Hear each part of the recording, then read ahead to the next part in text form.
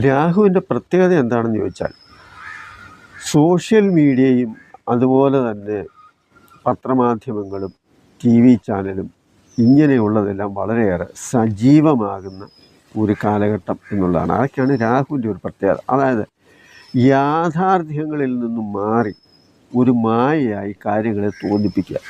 അതായത് ഉള്ളത് മറച്ചു വയ്ക്കുക, ഇല്ലാത്തതിനെ ഉണ്ടാക്കിയെടുക്കുക എന്നൊക്കെയാണ് അതിൻ്റെ അർത്ഥം. Cinema, computer, mobile, YouTube, Facebook ഇങ്ങനെ എല്ലാ മാധ്യമങ്ങളും ഇതിനെ സൂചിപ്പിക്കുന്ന ഒരു കാര്യമാണ്.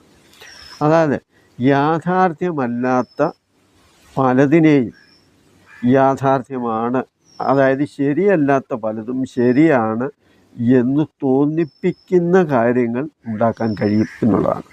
അതുപോലെ തന്നെ മനുഷ്യൻ്റെ ഉള്ളിലുള്ള ആഗ്രഹത്തെ അമിതാവേശത്തോടെ തോന്നിപ്പിക്കാനും അതിൻ്റെ